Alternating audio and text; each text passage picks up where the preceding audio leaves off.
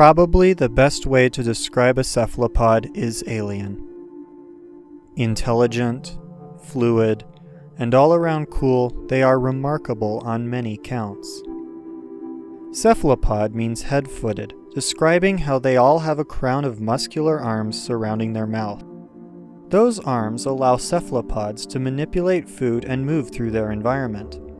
Octopus, squid, and cuttlefish each have 8 such arms, but the cuttlefish and squid in addition are armed with 2 tentacles that can be shot out beyond the arms to grasp prey from a distance.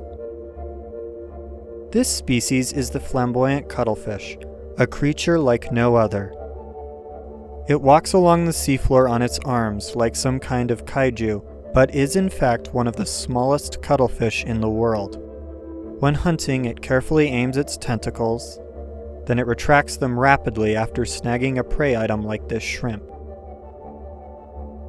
The flamboyant cuttlefish easily earns its name with flowing frilled arms adorned with bright pinks and yellows, along with dark stripes that ripple across its mantle in waves. These bright colors are aposematic, warning any potential predator that it is completely unpalatable and toxic to ingest.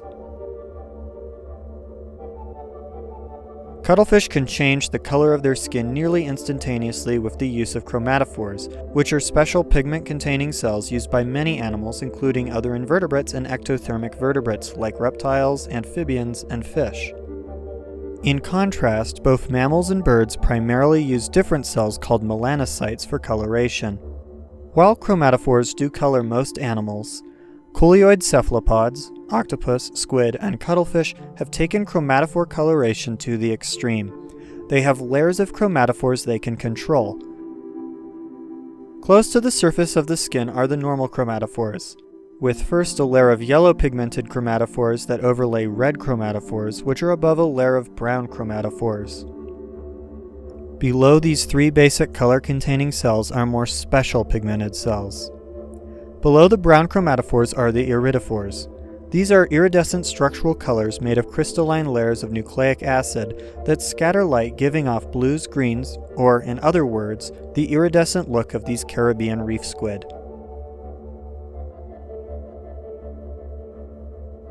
Below these iridophores are the leucophores, which are really good at reflecting all light, so create a white base for the cephalopod's coloration. The system, though, is more complex than just layers of pigments. Each chromatophore cell is attached into a network of muscle fibers that can contract, spreading out the cell from a microscopic point to a much larger disk of color which covers up the white background, and when used in conjunction with many thousands of these disks, give the cephalopod color. Using these layers of different pigments, the cuttlefish can overlay the solid colors, creating whatever color pattern it needs, whether to perfectly blend in to stalk prey or avoid predators, or to stand out. The muscles in the skin allow cephalopods to also shift their texture, allowing them to perfectly match reef rubble, or look like nothing else on Earth. With this understanding of how cephalopod skin works, we can now explain the incredible waves of color that cross the mantle of flamboyant cuttlefish.